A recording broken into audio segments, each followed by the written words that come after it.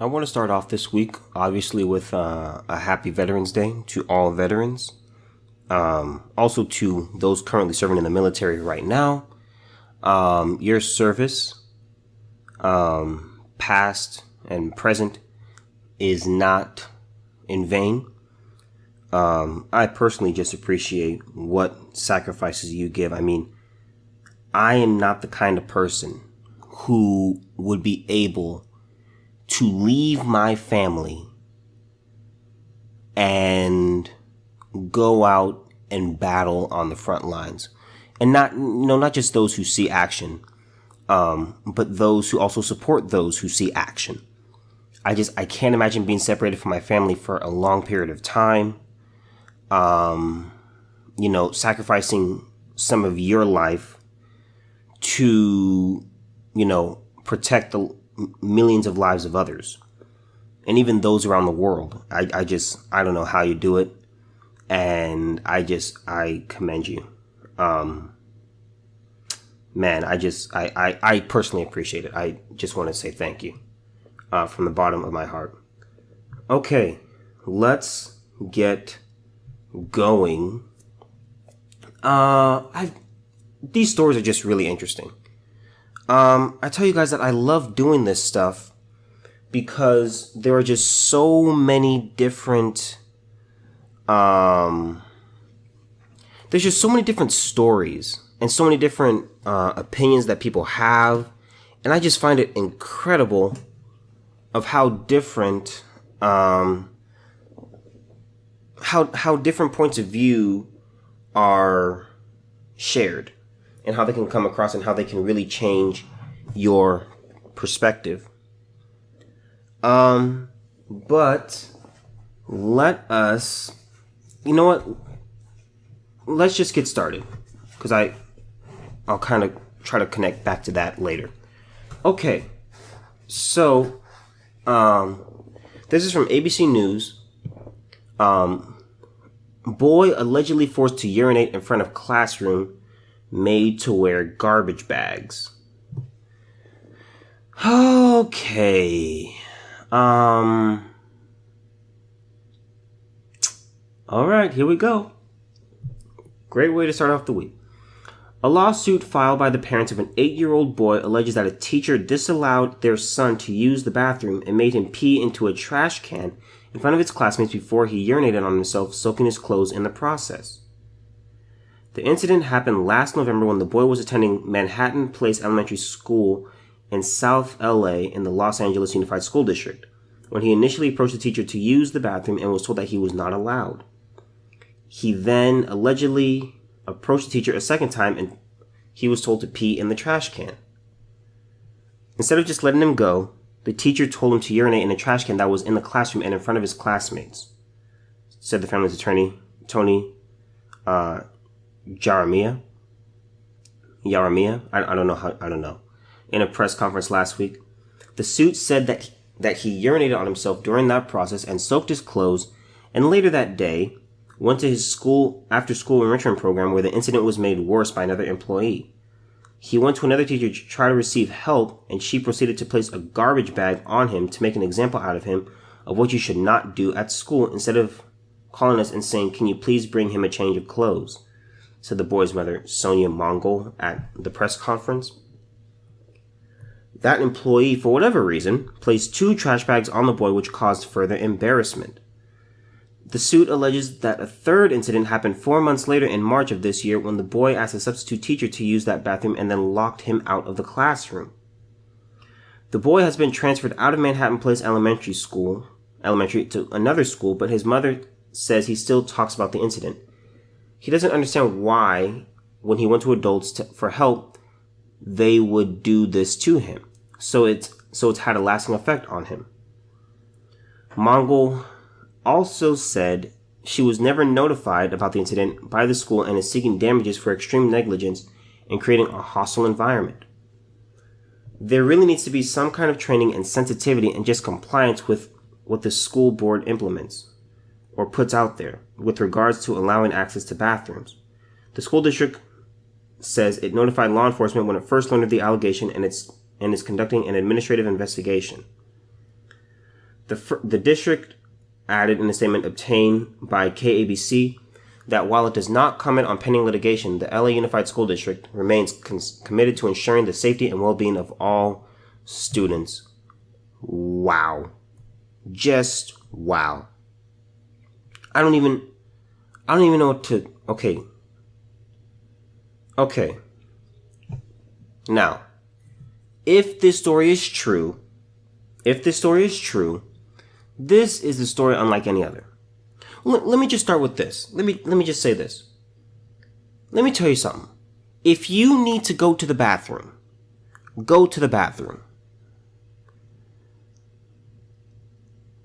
The old saying goes, when you gotta go, you gotta go. And that is true. Your body is telling you, okay, it's time for you to empty yourself so I can keep functioning properly. This was an 8-year-old boy who was told that he could not go to the bathroom. Now I can understand with that mindset of an 8-year-old that you would, listen to your teacher, and it's like, okay, maybe I can go later if I just hold it for a little bit. But I'm gonna say this, man. If you have to go, don't do that. Don't do permanent damage to your bladder for a temporary thing. Tycho Brahe, he died due to, he was holding his bladder because he was at a dinner party and he was drinking a lot of wine, which, alcohol makes you really have to go a lot. And so, he was having a conversation, and, based on the etiquette at the time, the host was not allowed to leave the table. And I don't quite have all the details correct on the etiquette, but pretty much the host isn't allowed to leave the table. You just pretty much have to stay there for the entire dinner. So he was in a conversation and he really had to go. He didn't go, and, he died. And now that is just one extreme example. But I'm going to say this. If you have to go, at the end of the day, these other people do not matter. They don't. It's your bladder it's your colon.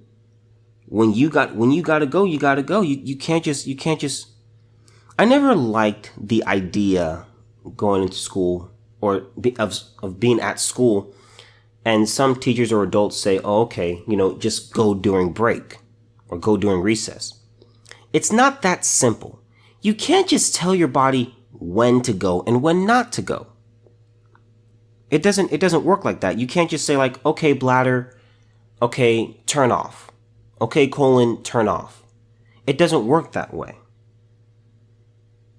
That's just not how the body works. And that's just always irritated me. Even my parents would sometimes, tell my siblings and I, okay, go use the restroom before we hit the road. And then we would say, okay, either we'd go or, and if we wouldn't go, and this was mostly my dad. My dad would say, go try, which is just the stupidest thing go try. What does that mean? What does that mean? Either you can go or you can't go. Anyway, anyway, this kid has every right to feel this way. He has every right to feel humiliated. She made him, well, wait, let me make sure I have the gender of the teacher right. I think it's a she. Instead of just letting, the teacher told him, let me see, his teacher. Okay, so it doesn't have the gender of the teacher, but most elementary school, actually just most teachers in primary education are female. Like it's like 86, 87%. It's high. So I'm just going to assume that it's a woman. Whether it's a guy or a girl, it really doesn't matter. But anyway, the teacher,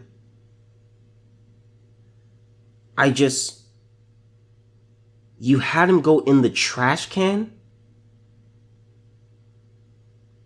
I mean, this is stupid. This is stupid. From a perspective, not as the kid. Okay, if I am teaching a class, what is more distracting? Having one kid, okay, let's say this. Now, I will concede. There are some people who say, can I go to the bathroom? And they don't really have to go. They just want to leave the situation. They just want to leave the classroom. They just want to walk around. Okay, that is a thing. Okay? But I'm going to say this. What is more distracting? Having that one individual leave, and then you have the rest of the attention of the students, or is it better to just have that student that has to go to the bathroom, all they got to do is just go out the door and just handle their business, but you have the student say, oh, you got to go to the bathroom? Okay, use that trash can right there. First of all, whatever anyone is doing in the classroom stops immediately, because it's like, what is happening right now? Because there's nothing like the sound of a stream of urine. And everyone's just kind of, I'm just going to imagine everybody is just frozen with just like, everyone just kind of, glancing around and just, side-eyeing each other, just like, what is happening? And then the kid finishes. Where is he supposed to wash his hands? I mean, how stupid is this? I mean, that it makes no sense. It makes absolutely no sense. So he finishes going to the restroom, or he finishes emptying his bladder, zips up, turns around, all eyes are on him. I can't imagine. I mean, this is just so unnecessary. So then, and again, I'm going off the story as if it is true. Okay? He walks back to his desk and everyone's just looking at him. And supposedly you're just supposed to go on with whatever you're doing.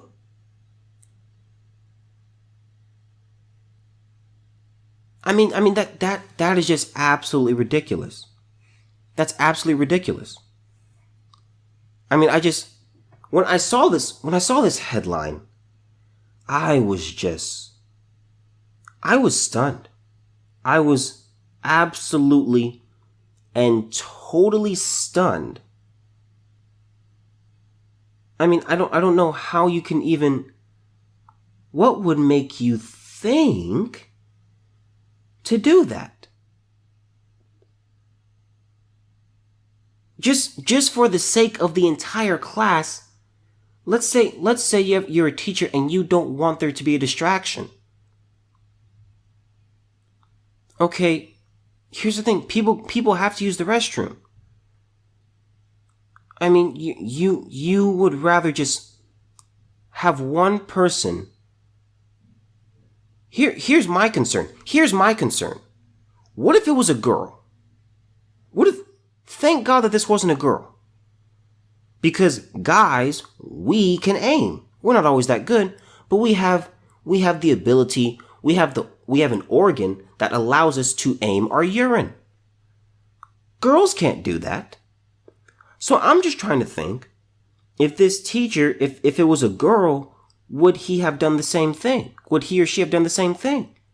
And said, oh, use the trash can. I mean, this is baffling to me. I'm going to say this.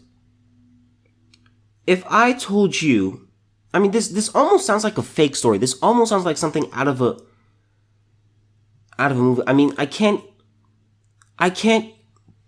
in my mind, I cannot fathom, I cannot put myself in the shoes of a person that would do this? What teacher would do this? Why would you do this? This makes no sense. I'm going to say this. If this is true, if this story is indeed true, all the adults involved in this should be fired. I mean, that's just certainly the teacher. And I would, if I'm the person who's doing the firing, I would just look at the teacher and just say, walk me through your mindset during this time, because I can't comprehend how somebody could be so stupid. I mean, your idea and your plan of execution for this student makes no sense. He had to go to the bathroom. And you told him, use the trash can. It's not like, the locksmith was on, the quote unquote locksmith was on campus and he wasn't allowed to go to the restroom. It's a regular school day. And it's like, you gotta go to the bathroom. And I mean, it's stupid. I mean, I'm gonna go back to the whole, go at recess or go at lunch. Could you imagine the madness of people, of all people using the bathroom during the same 15 or 30 minute period? Can you imagine that? That's mayhem. I mean, it's stupid. Stupid. I don't get it. And that's all I gotta say for this story. Yeah. Okay. This next story goes back to a story that I had, a while ago. And, here we go. Okay. Colorado woman cited for going topless awarded 50 G's, in her settlement. And if you don't know what G's are, it's grand, so, $50,000. A grand is 1,000. Okay. A Colorado woman charged with indecent exposure for playing frisbee topless has been awarded a $50,000 settlement, the first damage settlement for a woman in the U.S. wrongfully charged with being topless. Effie Crocos, a 20-year-old student, oh, she's kind of cute, says the situation began on September 26th when she was playing frisbee in her fiance's front yard in the 1100 block of 2nd Street southeast of Loveland, Colorado, while topless. She allegedly got overheated and took off her shirt without thinking. I was like, oh, it's hot. He's shirtless. Why not just go for it? Several hours later, unbeknownst to the future husband and wife, an upset neighbor reportedly called police on Crocos. And I apologize if I'm butchering your name, but I think that's how you pronounce it. Okay. When an officer arrived, Crocos said she tried explaining a February Court of Appeals ruling that made it legal for a woman to be topless anywhere a man can be topless. But the officer, Greg Harris, reportedly dismissed her pleas and issued a summons for indecent exposure. I was really upset at the whole situation because I didn't do anything wrong. I was just playing frisbee in my own yard with my fiance. The appeals ruling determined that Fort Collins nudity ordinance, which had prohibited women from showing their breasts, was in violation of the Equal Protection Clause of the 14th Amendment. A similar city nudity ordinance had been in effect in Loveland before the September ruling. Crocos informed the officer of how the topless ban law was now unconstitutional, but she recalls him only hearing rumors about Fort Collins, not Loveland, according to the outlet. I've heard rumor of it in Fort Collins, but that was it. But not throughout the state. Well, this is a topless state. We had training just recently on legal updates. None of this was brought up, so none of this, in my eyes, is valid, okay? Crocos responded. She decided to file a formal complaint after receiving the citation, which turned into a large settlement after the charge was dropped by the city. The settlement went into effect on Thursday and her case was officially dismissed, where it can't be introduced in another lawsuit. Crocos told CBS 4 that people threatened her over the past couple of months, with some calling her, "you liberal scum." She said she's relived it over and plans to take off her shirt whenever the temperatures get hot again. or I should say, she said she's relieved it's over, and plans to take off her shirt whenever the temperature gets hot again. Levelland police issued a statement saying the officer behaved within the protocols and they ended the enforcement of the topless provision, according to the outlet. The Levelland Police Department acted within the protocols that exist. We had an existing city ordinance. The officer that responded had probable cause to issue the citation, Levelland Police said, according to CBS 4 Denver. Okay. So this is pretty interesting. Now, as you guys remember, I am a proponent of, getting rid of double standards. And I look at it this way. Here's my thing. Here's the way I look at it, and I think this should be across all states. This is just me. It's easily okay for guys to go around shirtless. Now, I don't know all the details and all the laws in every state, but generally, you can be topless if you're a man. It's easy. You can go, especially here in California, you can easily go and jog down the street topless. If you're a woman, you're not allowed to do that. And to me, I think it's ridiculous. I always look at it this way. I always think, okay, it's not that hot. Put a shirt on, dude. To me, I think it should be the same standard. Either guys are not allowed to go shirtless. I look at it like this. Either no one is allowed to go shirtless, or everyone should be allowed to go shirtless. I believe here we should deal in absolutes. Women's breasts are sexualized. They are. We live in a hypersexualized society. Primarily, a woman's breasts are for feeding and nurturing children. That's primarily what they're for. Sexual stuff is, later down the line. Okay. But I'm going to say this, man. I mean, let them be. I just think it's got to be consistent, man. I don't think a guy should be allowed to be shirtless and a woman can't, simply because of the way we sexualize women's bodies. I know I may be coming off as liberal, but you guys know and are familiar with the fact that I am, right wing. I just want a level. I just want the same standard for everyone when it comes to being shirtless. I don't think that's too much to ask for. I don't. I mean, and I'm going to look at this. I'm going to say this. As a guy, let me say something. Okay. Just from a guy's perspective, most guys are not going to oppose a woman walking around topless. I don't have any data on this. I don't have any numbers or anything like this. But from a guy's mind, ladies, I'm going to let you enter into a guy's mind right here, okay? A pair of breasts to the mind of a guy, they drive us crazy. Like we don't know, like we lose track of everything else. We forget what day it is, what time it is, what our name is. It's just incredible to us. So I'm going to say this. I'm just going to go out on a limb here, which I think is a very safe limb to go out on, and just saying most guys would be okay with this. I mean, people calling her liberal scum.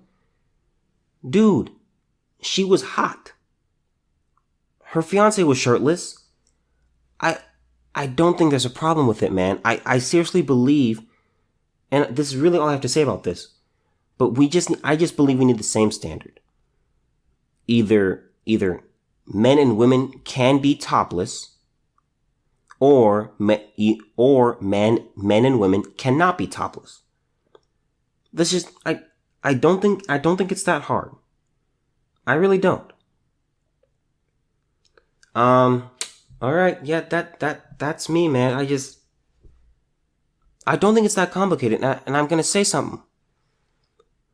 I think if you ask most guys, Most guys would say, sure. Go right ahead. Alright. That's really all I have to say about this. Okay. These next two stories are from the New York Post, and this is disgusting. This is disgusting, okay? Teacher caught on camera beating special needs student.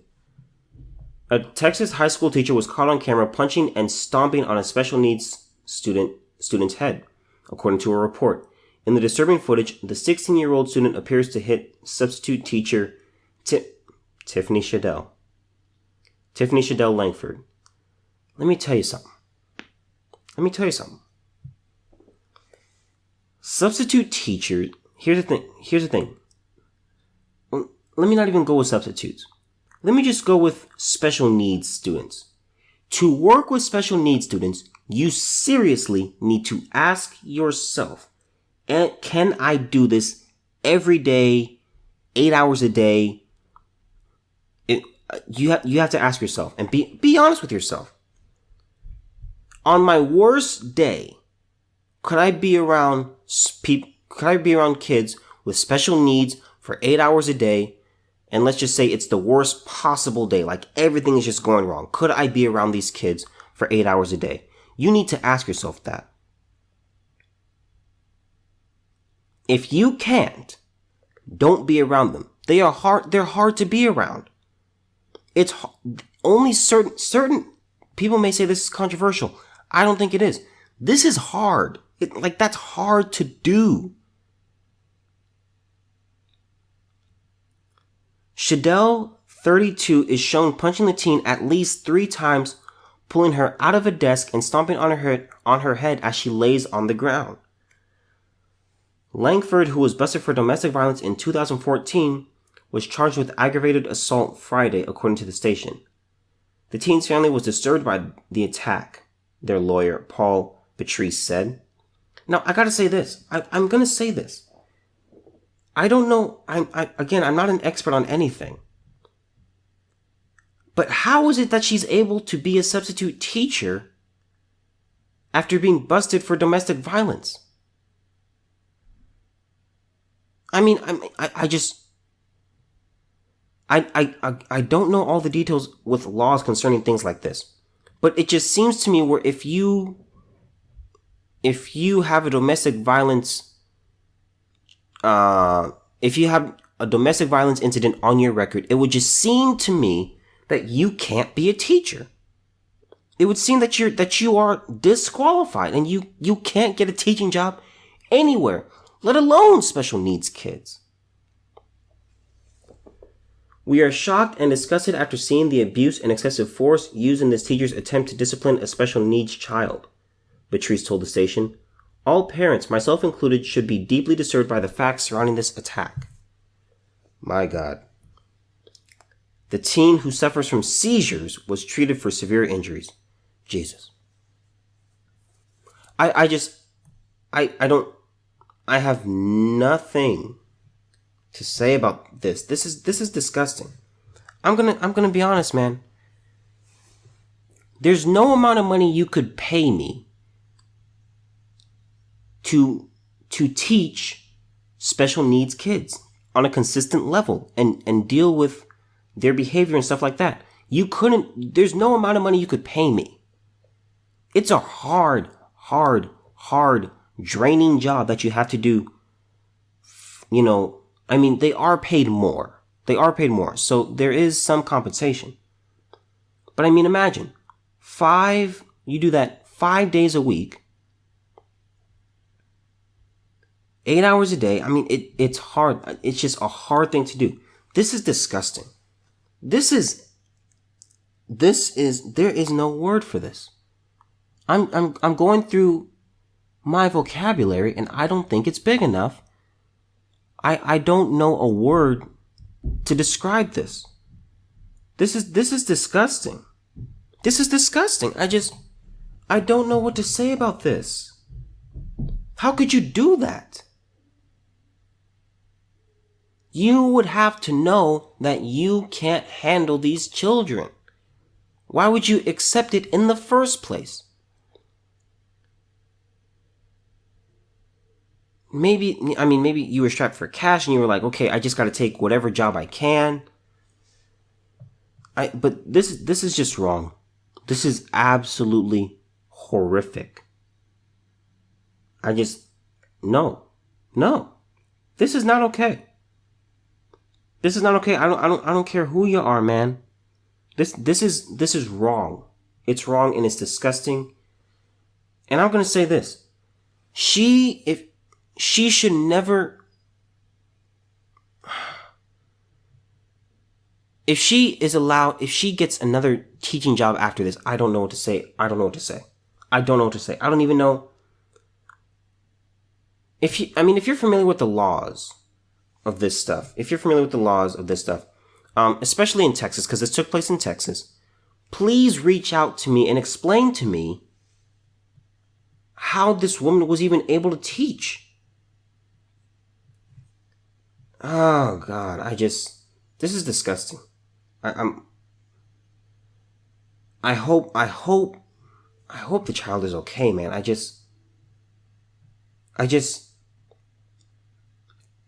Oh my God.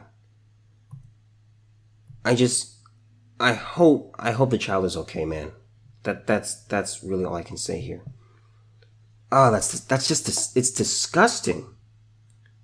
Okay. Okay. Man, some of these stories, they get me, man. Okay, arrest of Brooklyn churro vendor sparks outrage on Twitter. This was from Sunday. A woman selling this is also from the New York Post. A woman selling churros in a Brooklyn subway station was briefly handcuffed by cops, sparking outrage from Twitter users who saw the incident in a now viral clip. Video of the unnamed woman's 5:30 p.m. arrest, which was posted to Twitter, shows her crying as officers arrest her and wheel away her churro cart at the Broadway Junction subway station. So there was the person who was filming it was saying, "Are you effing kidding me?" And then an officer responds, "It's illegal to sell food inside the subway stations." The cops eventually gave the woman a summons and released her. No matter what the law says, there is no reason why that many officers needed to encircle, demean, and police the poverty of that woman of color. I'm going to stop right here. I did pretty good on these other articles of getting all the way through before reacting, but I gotta stop here. What does her being a woman of color have to do with anything? Seriously, what if it was a white woman? You see what that's just a stupid response. That is a stupid thing to say. And police the poverty of that woman of color. Listen to me. It has nothing to do with intersectionality. It has nothing to do with the fact that she's a woman or that she is a minority. When you break the law, you broke the law. When you break the law, you have to be punished. It's not about intersectionality. And it's not like they took her away and took her to jail. They just said, "Listen, lady, you can't do that here. If you want to sell churros, go right ahead. You just can't do that here." That's all they're saying. This kind of enforcement doesn't make anyone safer. This is from Scott Stringer, City Comptroller. I don't know what that is. Another incident that raises serious questions about the increased police presence in our subways. Eliza Orleans, city public defender, said on Twitter, "This is heartbreaking. We cannot allow this to go on." An NYPD spokeswoman said the vendor refused to cooperate with police and has a history of illegally operating her churro cart. This individual has been issued 10 summonses in the last 5 months for unlicensed vending at the same station. She refused to cooperate and was briefly handcuffed. Her property was vouchered as arrest evidence and she was released within minutes. So, if indeed that is true, this means that this keeps happening. She is a repeat offender. 10 times in the last 5 months. If this is true, she doesn't care. and see, she cries, and then it's like, oh my goodness. I mean, it's amazing. People will use things to their advantage. People will pull the race card. If there is, if there's a woman crying just like gets all of our attention naturally. And it's just like, oh my God, what happened? Are you okay? Whatever happened, that person is the bad guy. It doesn't matter what you did because you're the one crying. It's just amazing what we do. I mean, if you're LGBT, you pull the sexuality card. It's just ridiculous. If this is true, I don't know how you can feel bad for this person. She's breaking the law on multiple occasions. You can't do that. Lady, you can't sell your churros right here. You can't do that. I don't think it's that. New York is a big place. There is a lot of streets, a lot of intersections. Go somewhere else. And unlicensed vending at the same station. So that's another thing. It's unlicensed. I mean, I have nothing to say, man. I just have nothing to say. The fact that she's a woman of... This makes no sense. The fact that she's a woman of color has nothing to do with it. I hate when people try to pull, the race card, the sexuality card, whatever card they can pull from their intersectionality, holster, and just be like, okay, I'm going to use this card. I mean, it's just ridiculous. You can't break the law. You can't do that. You need to be licensed, and you need to sell your churros somewhere else. I don't think it's that hard to understand. Okay, this was a pretty short episode, and I did 4 topics, but I mean, hey man, it is what it is. All right. Hope you guys enjoyed the rest of your Veterans Day. If you see a veteran somewhere, be sure to thank them. If you're in a, I don't know, and I don't want to tell you what to do, but I mean, this is just a suggestion. If you are in line and you see someone in military attire, and say you're in the coffee shop, and they are right behind you, pay for their coffee, or you see them in the drive-thru, pay for their meal. Just give them a little something, because what they give a lot, they really do. These are special individuals with special mentalities, and people do join the military for various reasons, but to put yourself on, to take your life and to voluntarily put it out in front of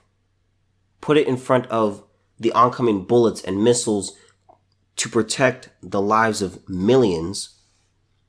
Man, I don't have the mentality to do that. And to me, it amazes me. It amazes me. Yeah, I'm going to try to do that tomorrow. If I see someone, probably this week, if I see someone I know in the military, or not even if I just know them, but if they're just in the military and they're serving and stuff like that, just do something for them. Seriously, they give us a lot.